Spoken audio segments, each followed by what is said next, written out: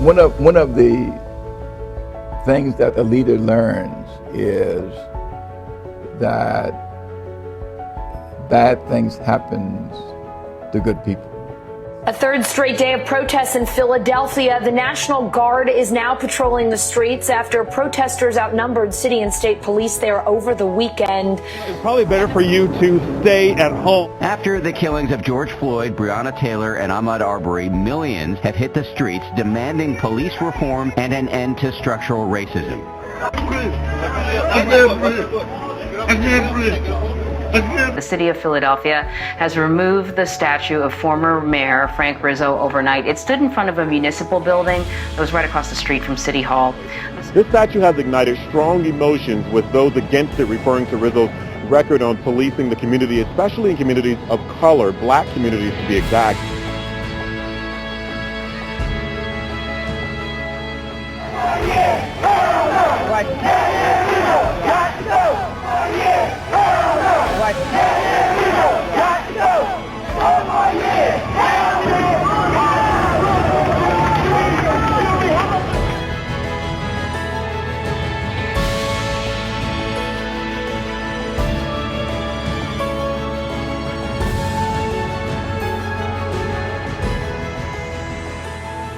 Activists gathered to protest police brutality while also remembering the MOVE bombing.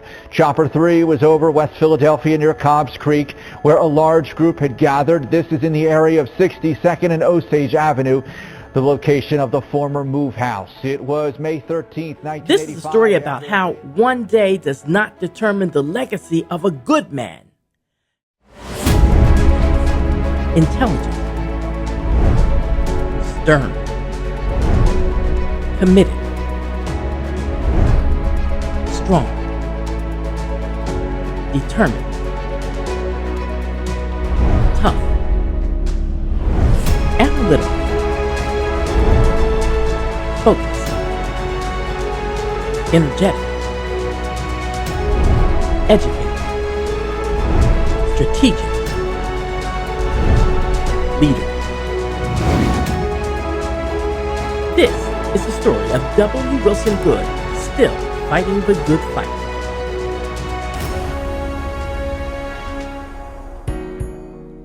W. Wilson Goode Sr. is a man whose character, values, and work ethic allowed him to achieve many things previously unavailable to people of color.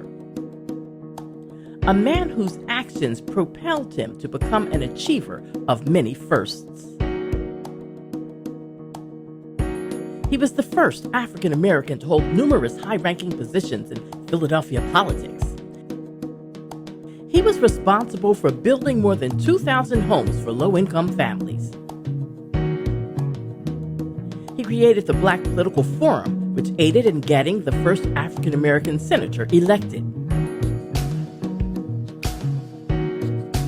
He became the first African American member of the Public Utility Commission and was elected Philadelphia's first African American mayor. In spite of a speech impediment, Goode became the first and only member of his immediate family to attend and graduate college.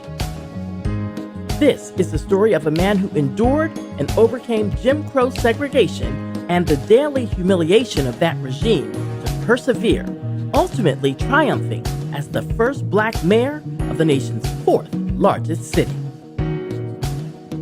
Join us on this amazing journey from a North Carolina tenant farm to the steps of City Hall and beyond. A number of years ago, I met a brilliant young man with an extraordinary desire to be of service to the people of his community and the city of Philadelphia. His name was W. Wilson Goode. I was born by the river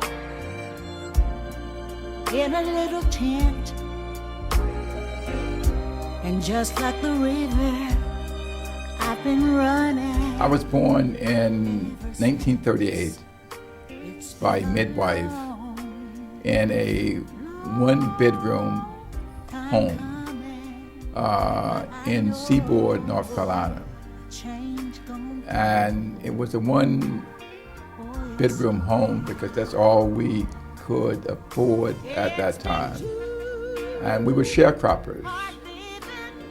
I explained sharecropping as being one step removed from slavery.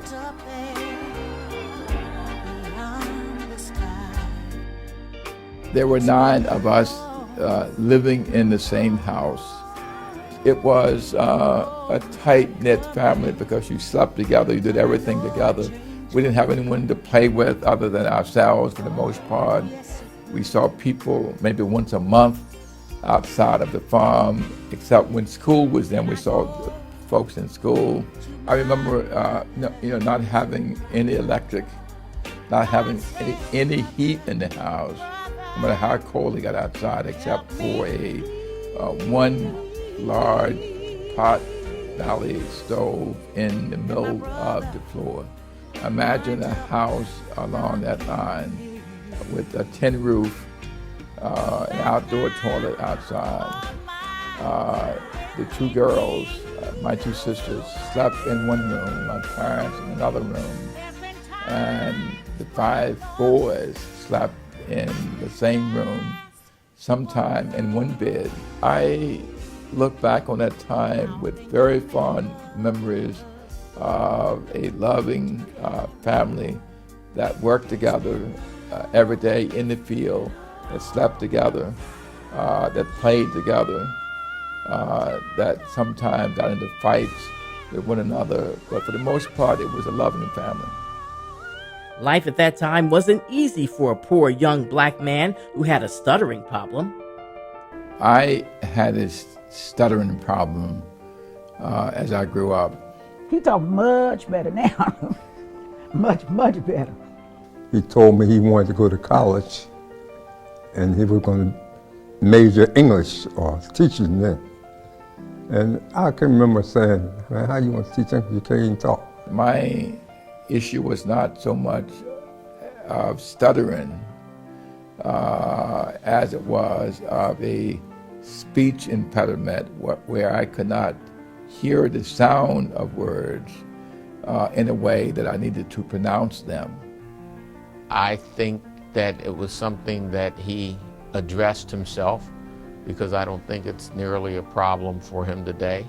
And so that was never anything that was on my mind. His impediment didn't come across when he was getting his point across. You understood exactly. It wasn't in stuttering when he was telling you what he wanted and didn't want. So most people just overlooked that and looked at the man. To be able to hold high positions, like the chairman of the Pennsylvania Public Utility Commission, the managing director of the city, a 2-term mayor of the city, and deputy assistant secretary of education, and then to be ordained a preacher, where I spend probably more time than most average preachers speaking today, and have spoken all across the country and have inspired people in spite of that impediment, which I still have. And I just work at it different. I work at it different. One day, as young Wilson and his father toiled in the tobacco fields, his father pulled him to the side and shared some very profound information. I was plowing, and out of nowhere, he looked at me and said to me, "Wilson, you're going to be someone important one day. Of all my children, I feel that you are going to be the one who's going to make it. You will not have to be on the farm to do what we are doing." And I received that prophetic word from him. I had told my mother when I was following his career, I said, "Mom, he going places. He going places." I felt obligated because of the prophetic word to do everything I could to be successful, just very, very important in terms of achieving that. How does the son of a sharecropper born in North Carolina, living in a one-room shack with 9 people, rise to become the mayor of the nation's 5th largest city? Join us on this amazing journey of the life of W. Wilson Goode. We track his path to Philadelphia and the communities that embraced and supported him there. You will witness his foundation being laid and his activism built, carving his trail to the hallowed halls of the mayor's office in the city of Philadelphia. It was already established early on in young Wilson's life that he had to be a fighter and that he would have to fight in some aspect for the rest of his life. In our block, like any block, lived a bully. And we were a little afraid of this bully guy. A bully come up and he looked at Willie and said to him, "You new around here?" And Willie said, "Yes, I is," like that. And this young man, the bully, says, "Well, if you're new around here, you got to fight me." And about that time, he snatched Willie, pulled him off the step, and I mean, they was out in the middle of the street rumbling. I'm just standing there looking because I know this is the same bully that was taking our nickels and dimes. And man, let me be the first to tell you, Willie turned that boy everywhere but loose. Wilson really tore fire to him. I looked up, he was flying back down the street, and I said, "Oh my God." You know, in my mind was to say, "Man, you just beat up the neighborhood bully." Upon his arrival to the city of brotherly love, Wilson Goode attended John Bartram High School. I came to Philly in 1954. I remember when I first arrived, looking around all these tall buildings, arriving at 30th Street Station and looking at these skyscrapers. I'd never seen anything like that before. We were teenagers when the family first came to Philadelphia from North Carolina. It was a whole lot of them, but he was the last one to come up. We walked to school, to Bartram every day. He was like a grade ahead of me. So, and you know, I introduced him to, you know, all the kids in the neighborhood and things of that nature. And it was just fun growing up, going up the street. He was a nice person, like from the country, because that's what they all, you know, making fun of him because he was from the country. We moved into a house on the 7000 block of Upland Street. The interesting thing about that house, it was 7010 Upland Street. That I found out later was the house that the First Baptist Church of Pasco was founded in. And so later that year, a month after I arrived here, my mother took all of us to First Baptist Church of Pasco, and we joined the church 62 years ago.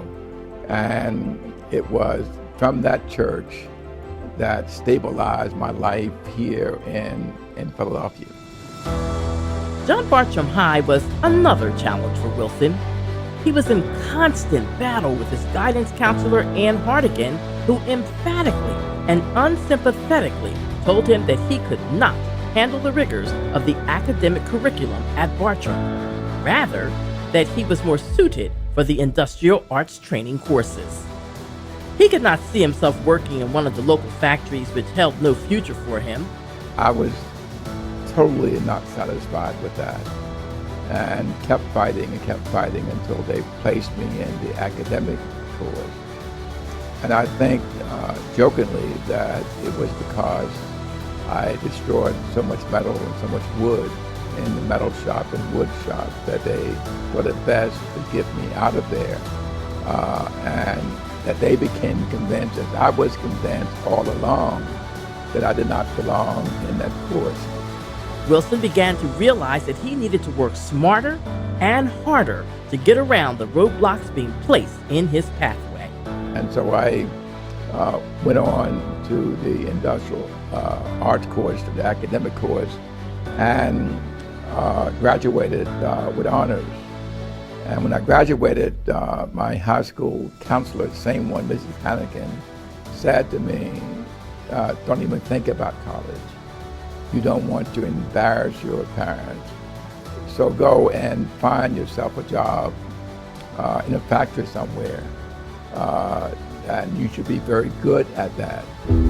Young Wilson persevered and made the honor roll and maintained his academic standing until his graduation from John Bartram in 1957. This brought about another confrontation with his guidance counselor. Wilson was crushed, and without a glimmer of hope, how could he ever achieve his dreams? He was a good student. He had, I think, a few problems with some of the teachers, and I think that was because then when we were in school, it was that Bartram was predominantly white, and some of the teachers, they were prejudiced, and they didn't really, they didn't hide it. She made me a believer that I was not going to be successful in college, and I did not want to embarrass my family. So I went to work in the American Tobacco Company. After we got out of high school, we worked in a cigar factory. And many a day, me and him would walk around to my grandma's house. Grandmama scrambled eggs, make us a sandwich. That's what we'd eat for lunch, me and him.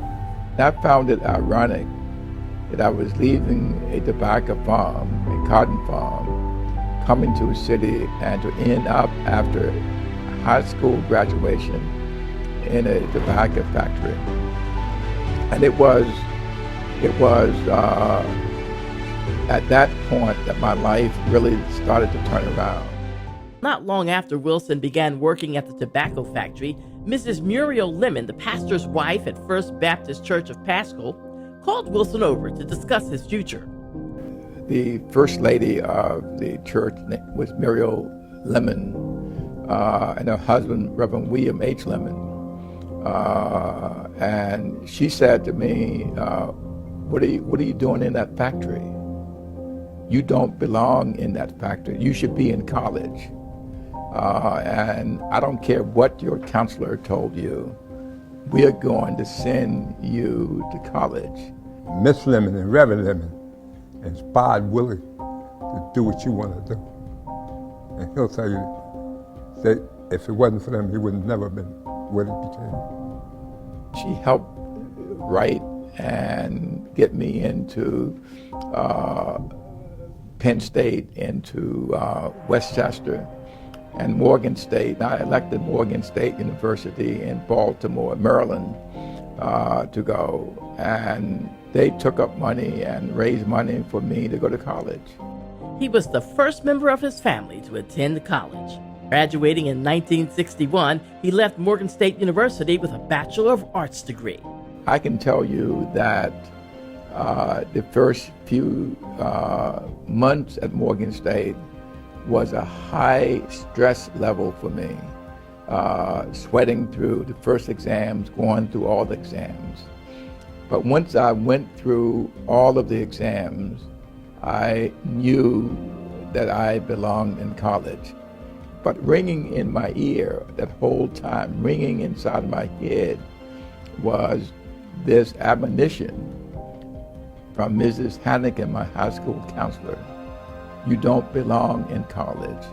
You'll never make it in college. You're going to go there and embarrass your parents. For him, they weren't nurturing because they had just come up from the South, and, they have an attitude anyway with blacks that have come up from the South. And with him having that speech impediment, it just didn't really help. Some of my classmates came to me and said, we have the tests from last year, and these are all the answers from the tests. And they give the same test every year and said, this is easy, we can do this. And I remember my pastor and his wife saying to me, you can make it on your own, you can make it on your own. There are no shortcuts to success. And so I rejected the exam that they wanted to give to me, did not use it, told them I did not want it, didn't want to see it, and they used it. And exam time came, and I ended up in one of the 2 or 3 high scores in the class because the exam which they had was the wrong exam. Lesson learned there is don't try and take shortcuts to success. Don't ever do this honest thing to try and arrive at a positive outcome. And if you can appreciate the work that you do, if you do it on your own and work hard to get there, you can never appreciate a shortcut that got you where you should be without you doing the heavy lifting. He was able to reach out and help people in a way seldom seen before. Accompanying his genius for work with people and doing good was his ability to translate ideas into practical results.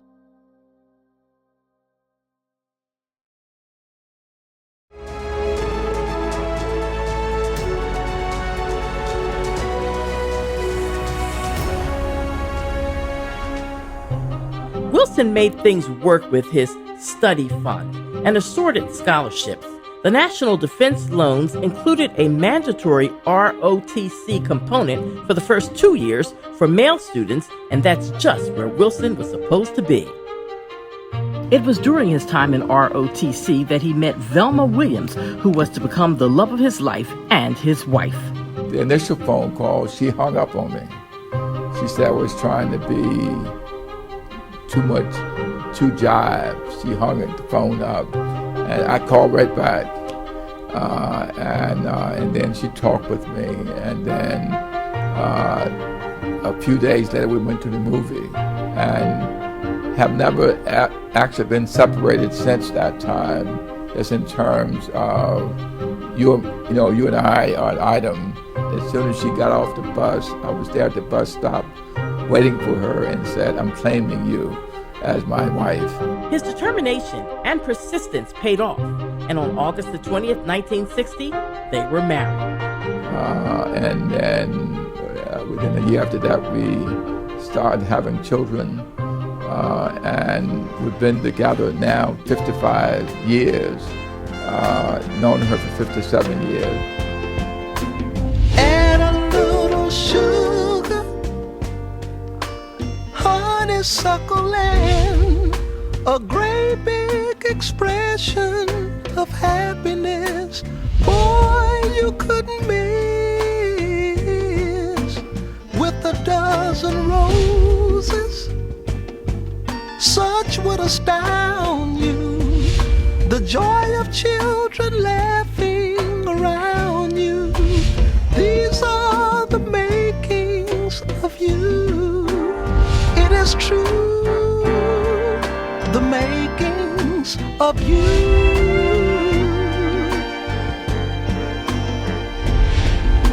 The righteous way to go. We've had a very happy marriage with 3 wonderful, delightful children and 2 wonderful grandchildren at this time. We've done a lot together and achieved a lot together.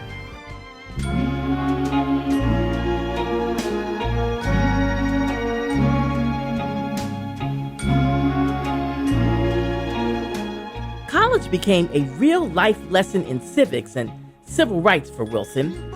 As demonstrations were occurring in the South, greater demonstrations began to happen concerning Jim Crow in Baltimore. Wilson remembered his first experience when he arrived in Baltimore to attend school. He couldn't even buy a hamburger at the White Tower restaurant. It's important, I think, to recognize that I grew up in the South in the 1930s, 1940s, and 1950s. at the height of segregation. I'm not for integration, I'm for segregation, and I will be until I die. Segregation now, segregation tomorrow, and segregation forever.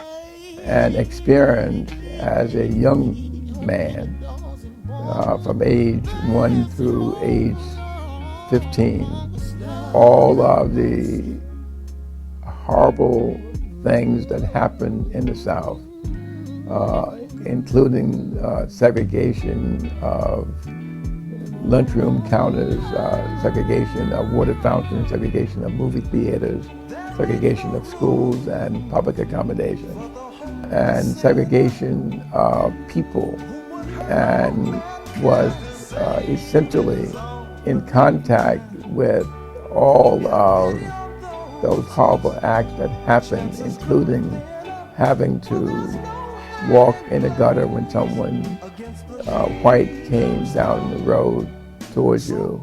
If you were in line in a store and a white person came in behind you, you would have to get in back of that person to be waited on because they had the right to be first. I think it's important to recognize that it was that type of upbringing that gave me the toughness and the belief that I could do anything. Most remarkable was his ability to bridge relationships between the many segments of the city: social, financial, political, racial, and religious. He was able to reach out and help people in a way seldom seen before. In the years after his military service, Wilson moved swiftly into the civilian sector and began his work in the community that he loved. Wilson was hired by the Philadelphia Council for Community Advancement as executive director. The first thing I did was I applied to the Ford Foundation for a grant, and the grant was to help local nonprofit groups and help churches to build houses. Under Wilson's leadership from 1966 through 1978, some 2,000 housing units were built. This is where the foundation of his political career was laid. And if you drive around the city and see houses near churches, more than likely I did those houses. Wilson would later be appointed to the Public Utility Commission in 1978. 6 months after his appointment, he was elected chairman. That was a real achievement in those days for him to obtain that position and serve with distinction in that position. His next big career hit was to become managing director for the city of Philadelphia. Wilson initiated his duties aggressively, running the city like his unit in the Army, paying attention to detail. Wilson completed his term with then Mayor Bill Green and decided to run for mayor himself. The essence of the Black Political Forum bore fruit in the Bill Green mayoral election, and the demands that were then made by the African American community came out of that independent thinking process that Wilson Goode had initiated back in 1968. We organized the Black Political Forum in 1968 with Hardy Williams and John White Sr. and myself. The notion was that we were going to run a black for office who did not enjoy the support of the party, to shake loose the stranglehold the Democratic Party, the white Democratic Party, had on black who were going into office. And it was there that people began to see that his leadership qualities, his commitment to our community and trying to make things better, his courage, his quiet courage, in really steering an administration in a way that made it more sensitive and more responsive to the African American community. In many ways, he wanted to please, and he wanted to do what was good for people and was right for people, and he wanted to be liked. But he also didn't have any problem, making a tough decision, in the campaign. All right, so as managing director, he started having meetings, all right, in every community, getting a relationship in that community. So by the time he decided he was going to run, he had support in just about every part of the city. He understood people's motivations, and he was very good at that. You know, he'd have meetings with these different ward leaders, or these different state senators or congressmen, and he knew what everybody was up to. He knew what they were capable of. He said, I have to make these politicians be behind me because they see me as a country boy, they see me as an outside of Philadelphia. They don't see me as having paid the dues coming up like they have, and they don't think that I should be the first black mayor. All right, but he said, but if the people understand what I'm trying to do, all right, they will force that relationship, and basically that was his strategy. After his announcement of candidacy for mayor, he continued his efforts to reach the man on the street in an aggressive campaign. Just from running the city itself, and Bill Green choosing not to run again, all right, was the motivation that Wilson needed to move forward. Because being manager director really let him know that he could actually run the city, and probably could be good for the city. Nobody thought Wilson was going to win, by the way. You know, people do not understand that. But when Wilson came out to run, he was not the favorite. I mean, the odds were not with him. Now, he never thought that the existing political infrastructures, especially as it relates to in the black community, would automatically support what he was trying to do. That he would have to get the people on his side to force that infrastructure to be a part of what he was doing. I have been around Wilson and seen him achieve his goals in many areas, and I thought he was extremely well qualified and had the will to seek that office. But I think what he doesn't get a lot of credit for is how good a politician he was. Frank Rizzo was a legend in this city. They thought that Frank Rizzo was just going to walk into the mayoralty's office. In the primary, he swept nearly 98% of the city's black vote, and in November of 1983, he won the election by a wide margin.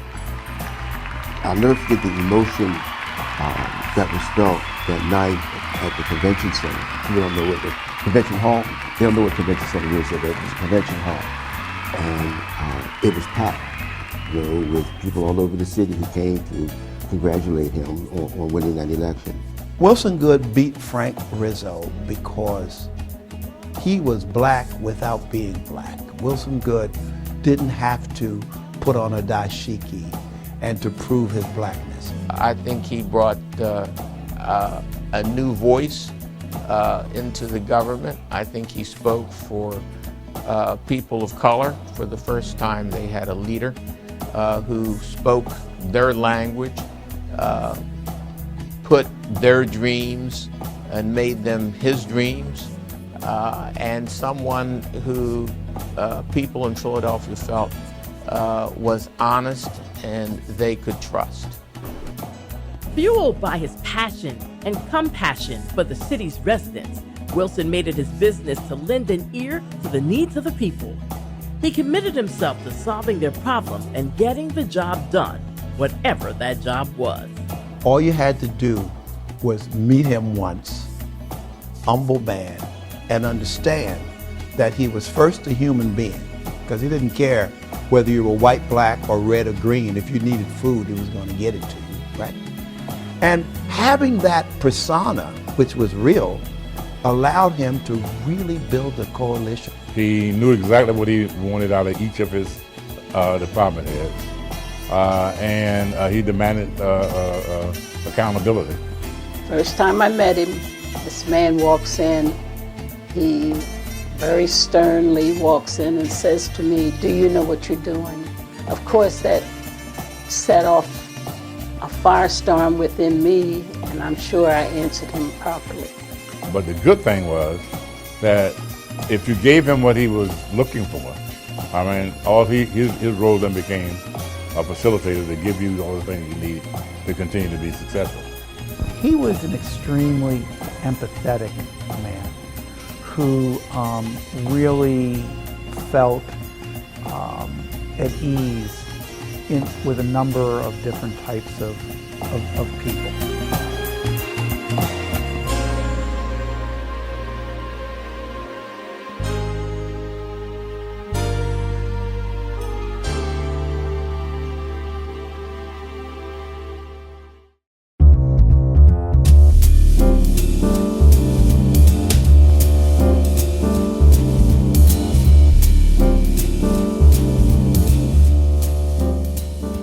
Economic development was Mayor Goode's top priority upon taking office in January of 1984.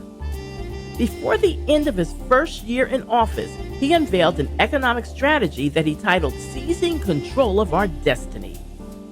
Goode hoped to take advantage of Philadelphia's many assets, the city's location, educational and research institutions, port facilities, and other advantages would all be utilized in order to develop Philadelphia's potential as a thriving urban center.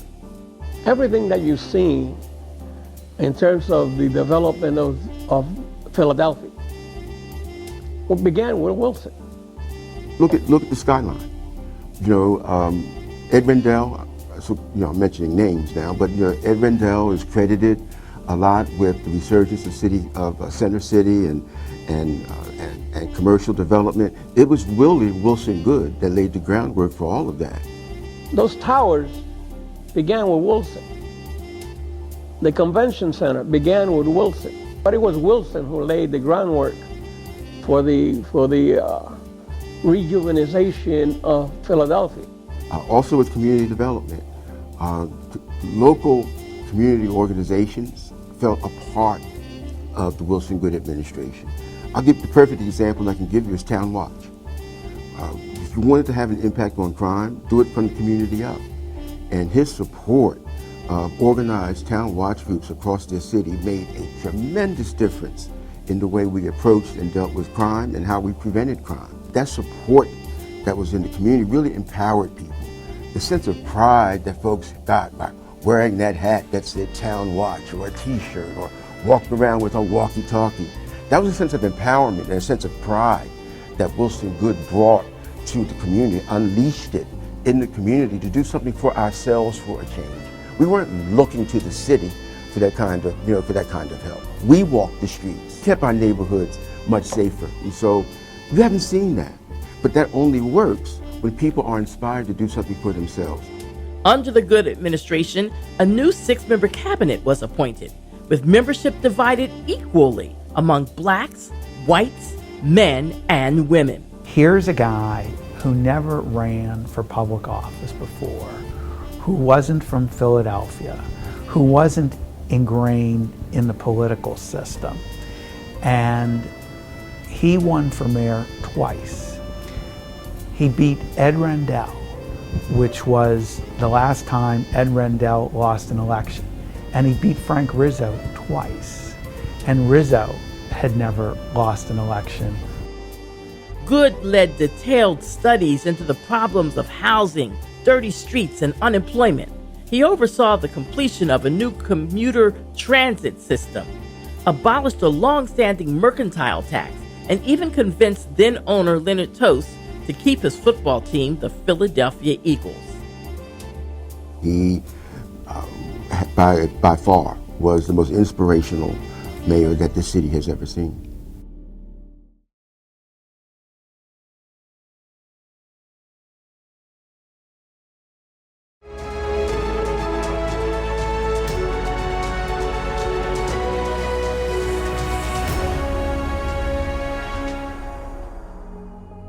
In spite of some regrettable events, the Wilson Goode years were good years. At one of the most difficult times in the history of our city, Wilson Goode supplied Philadelphia's leadership that will be hard for future mayors to match. One of the things that a leader learns is that bad things happen to good people, and bad things happen when good people in charge. When I travel around the country and you tell people from Philadelphia, you say you're from Philadelphia, still today, they ask you about Move and Frank Rizzo. Yeah. What is it good for? Absolutely nothing. Yeah. What is it good for? Absolutely nothing. Say it again, y'all. Look out. What is The issue of Move is one that began with Rizzo in 70 and 78, and the injustice that was done at that time. The police will be in there to drag them out by the backs of their necks. They're going to be taken by force if they resist. No question about that. Children or not. The Move organization is a black radical movement that lives a back-to-nature lifestyle of eating natural foods, recycling waste, and renouncing modern conveniences. Rizzo was angry. Rizzo sent the word out, after the police got, that things just blew up. When the policeman was shot, there was this great fear among the white policemen that could happen to them. During the siege on Move's house, gunfire was exchanged and a police officer named James Ramp was killed. Move members were beaten by officers as they were forced out of the home, including Delbert Africa, who was unarmed and half naked as TV news cameras filmed police grabbing him by his dreadlocks, throwing him to the ground and kicking and stomping him. A cop got killed the first time, and they were not able to retaliate. So they tore the house down and all that, but they were not able to retaliate. Then now Wilson is in office. The same group that was acting out on Palatine is now transported out to Osage, and now they're acting in the same manner. Over time, during his tenure, members of Move became very vocal, confrontational, and in your face with their demonstrations. The Move folks were not violent. They were never and have never been violent. In fact, they're the antithesis of violence. They're people of the earth.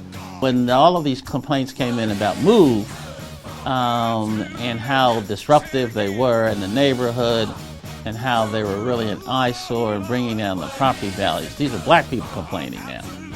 I know that we were always in meetings. They were always in our office, always talking, never being hostile toward us. So I don't know what happened.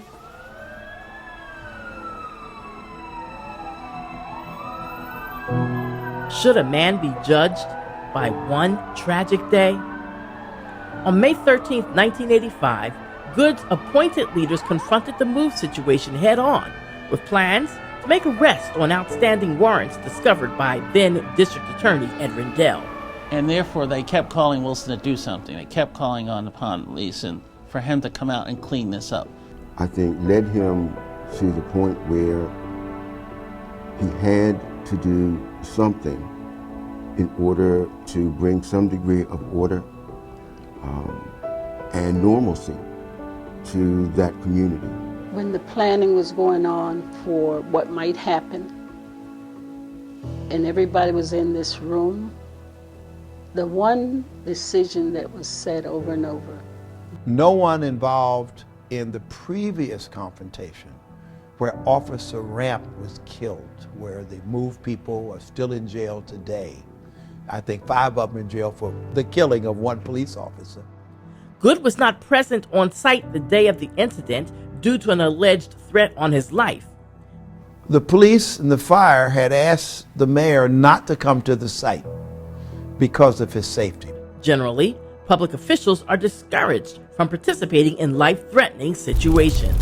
What was interesting was when the police and the fire were talking about what they were going to do and used the term entry device. Dr. Goode would never, ever have approved for anyone to destroy or to drop any device that would harm people. If someone had just said, "You mean a bomb?" then it would have put the narrative in a whole different perspective. Of course, the guy who dropped the entry device was the police officer buddy of Officer Ramp who was killed. If Wilson had been out there, that would not have happened. But he gave the reins to Brooks and it happened. He was the mayor when that happened. And there were people under him, you know. He wasn't out there. He took responsibility for it, and I think it affected him deeply. I called during that time, and he was very upset. The decisions made that day were not part of what he would ever have agreed to. I know that. What's important to remember is that those persons at the scene were appointed by me, and therefore I am accountable for what happened on Osage Avenue. Although I was not there, I did not make the decision. There was clearly information that should have been made available to the mayor that I don't believe he received.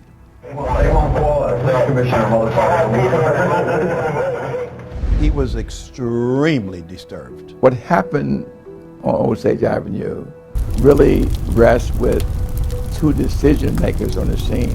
The police commissioner and the fire commissioner, they made the decisions. All right, and before Wilson could get involved, the damage was done. It was then Police Commissioner Gregor Sambor, Fire Commissioner William Richmond, and Goode's Managing Director Leo Brooks who would go against Goode's orders and agree among themselves to let the moved house burn, as well as 60 other homes on Osage Avenue in West Philadelphia, causing an estimated $8 million in damages. To the outside observer, you would question one's judgment. And so when you break everything down and look at Osage Avenue, it comes down to a decision by a police commissioner that says we're going to take a satchel of explosives and drop it from a helicopter on a bunker on a roof to try and destroy the bunker so that our men and women there are not in danger. And then even that was not the worst thing. The worst thing was that when they saw the small fire start on the roof, a fire commissioner waiting until the fire was out of control before they applied water to it. And so at the end of the day, it was poor decision making in the field. 11 lives were lost on that day as Mayor W. Wilson Goode and the people of the city of Philadelphia watched in horror. The move incident that took place in the city was probably one of the worst days in my life, just in terms of everything that I stand for and everything I've worked for. That Osage Avenue and May 13, 1985 contradicts that.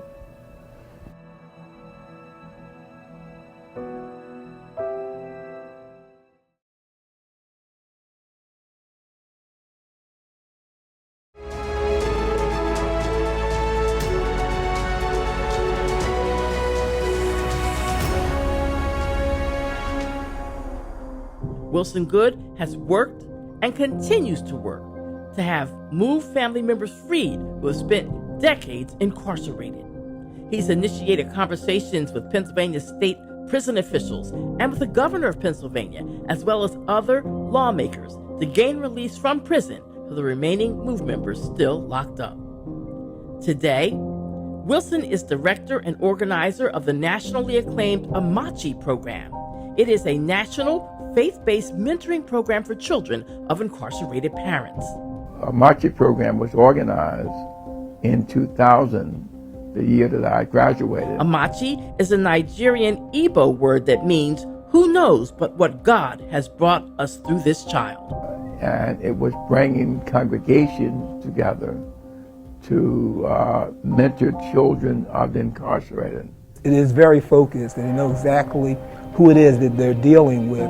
And there's a tremendous need for those kinds of children of incarcerated parents to get that kind of assistance and mentoring that he provides. The first Amachi model was 42 congregations in Philadelphia, and it was demonstrating again how these churches could go from a clubhouse of looking inwardly to a lighthouse looking outwardly by trying really to mentor children of the incarcerated. He's done exceptional with Amachi with the churches across the country. Most of the kids who drop out of school have one or two incarcerated parents, or they themselves have been the subject of some type of judicial system, or three, that there's preteen pregnancy. If they suffer any of those phenomena in their lives, by the time they get to they may not get to the 9th grade, but that's the highest percentage of dropouts in the school system in Philadelphia. From all my research and from everything that I've done, I had actually had a preference to work with children rather than housing and rather than other things. So I wanted to work with children. The children who have the worst social indexes are children of the incarcerated. A child of an incarcerated parent more than likely has all of the other social ills faced by other children living in inner cities, plus they have a parent in prison. Wilson probably saw that and say, how do I minimize that in terms of these kids who have incarcerated parents? So it's an excellent program if you can, in fact, catch those kids early, provide them with some stability. It's important, I think, that we work with these children because there are 10.7 million children in this country with one of both parents either in prison under some type of federal, state, or local supervision. And if we don't do anything, 70% of those children will end up in prison themselves. The statistics show that if you have a caring adult in your life, notwithstanding it doesn't have to be a relative, doesn't have to be a parent, a caring adult, that child will graduate from high school. And I think Wilson was attempting to provide that kind of caring adult for children of incarcerated parents. We don't actually do the mentoring now. We set up the program that explains it, and people carry out the Amachi model. That's what they do. We currently minister funds for 5 subgroups throughout the country, and they provide the day-to-day mentoring. But that's what Amachi is. I think he's done a great job all over the United States, and I think he has a chapter in England. And I recall a couple of years into the program, I went to Goode prison and met a grandfather, a father, and a grandson, all in the same prison at the same time. And what was interesting to me was that they met for the first time in prison. They met for the first time in prison. And when I was about to leave, the grandson pulled me aside and said, "Dr. Goode, I have a son that I've never seen. To think I would see him for the first time in prison too." And I told that story in 48 different states, more than 2,000 times, and people could understand the challenges faced by children of incarcerated by recognizing that it is possible that 4 generations of the same family could be in prison at the same time unless there was some intervention. A lot of those guys that are incarcerated are like forgotten men. To back the story up, the bully guy that he beat up when we was kids, he was one of those forgotten men. And he stayed in trouble a lot, and he spent a lot of time being incarcerated. And I'd like to believe that that led Wilson to this program that he has now. We knew guys from the old neighborhood that were incarcerated, and it's his way of, helping those guys to let them know that there is hope after being incarcerated all those years. He's helped a lot of people like that. I know what it is to have your father in prison and your mother trying to make it on whatever is left there to make it on. But that was on a consciousness when I started the program. But it became a part of every speech I gave. That I wanted people to know that I was speaking as a parent, as a child of an incarcerated parent. When I was 14 years of age, my father went to jail. A year later, my family with my father still in jail left a rural sharecropping farm that had characterized our existence since my birth and moved to Philadelphia. When my counselor told me my lot was working in a factory, my pastor and his wife, my big brother and sister told me I could be whatever I wanted to be. Wilson Goode has lived his life translating his faith into daily action.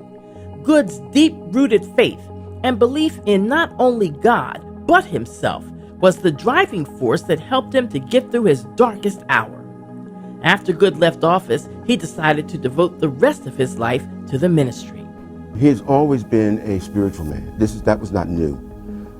To accept the calling was a surprise. I would never have had this privilege had it not been for the work of Dr. Martin Luther King Jr. So how do we honor this great man? He gave his life for others. And if we who are left behind are not advocates for others who are considered worthless, are not worth the effort, if we end up working on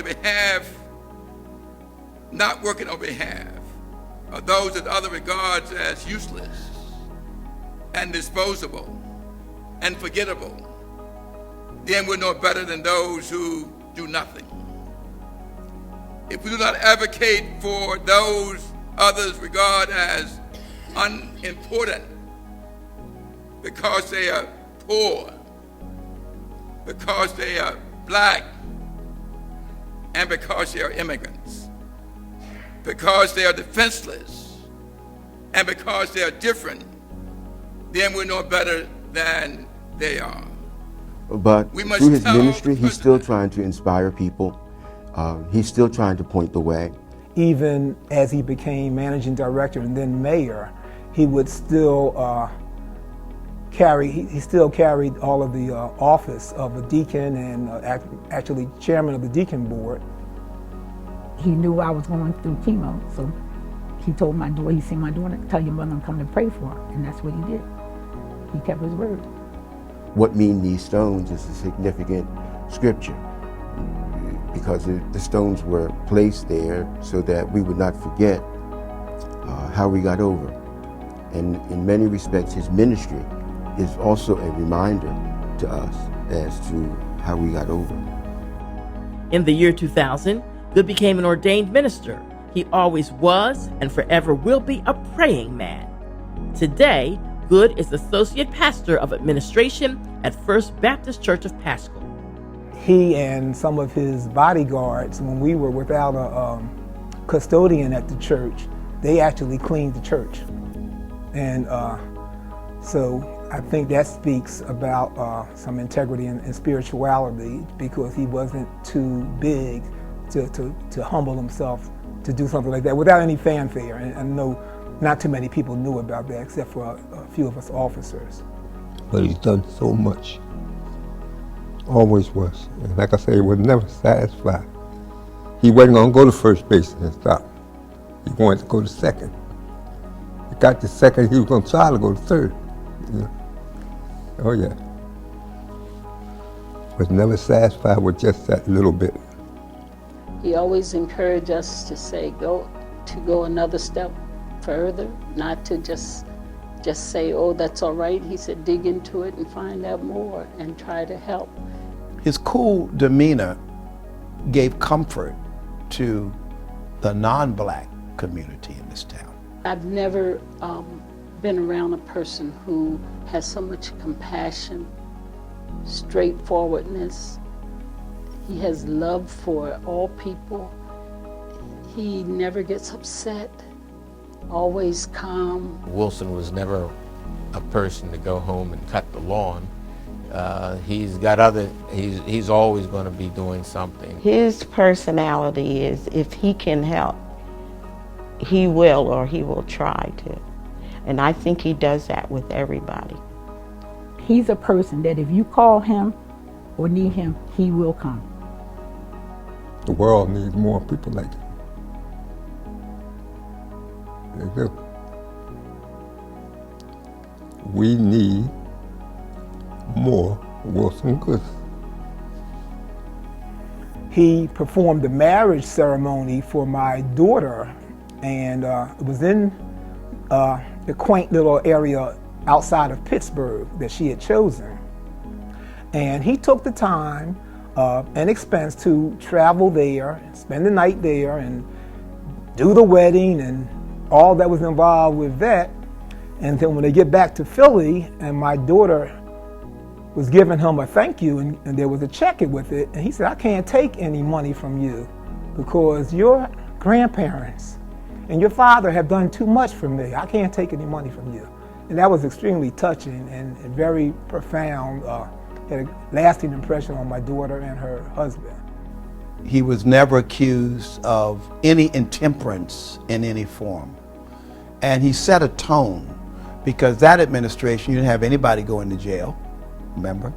There was no FBI, investigating us for anything. Everything was above board. Everyone that Wilson Goode appointed to an office of influence, to an office of promise, shared his values and shared his priorities. Everybody was very clear that we were running a clean, honest administration. That's the legacy of our first black mayor of the city of Philadelphia. I think Wilson actually opened a lot of doors for a lot of people of color walk through. There's no question in my mind, because just the mere presence of an African-American mayor here in the city of Philadelphia caused white people to give some thought to their exclusionary practices. I was the first African-American cabinet officer in the history of the city after 300 years of its existence. And so I was able to appoint African Americans to key cabinet positions.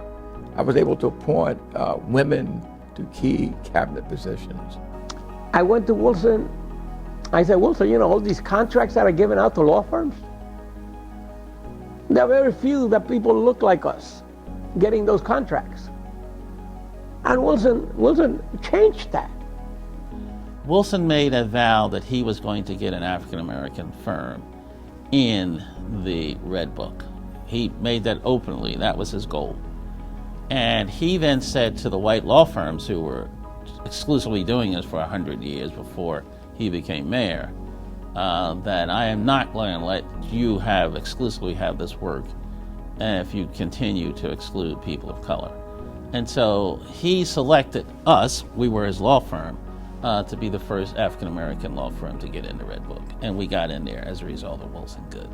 He's an example of a strong black man, but more example of a strong black human being. And he's been able to get a plan, work the plan, and make life better for all of us in the city of Philadelphia. There was no doubt that he did the job and did it well. We believed Wilson Goode, and we willingly followed him. And it was the best political move we had ever made. W. Wilson Goode had to fight his whole life, and in his life he was thrown many obstacles that if it weren't for the confidence in himself, his faith in God, his determination, and drive to always do better and be better, he would not be the man he is today. Still standing tall and still fighting the good fight. Things are moving fast.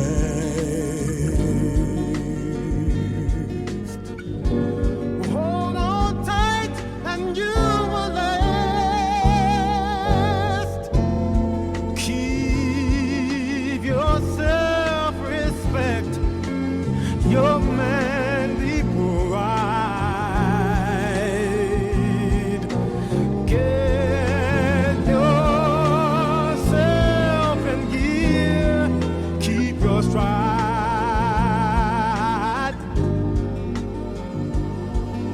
Never mind your fears.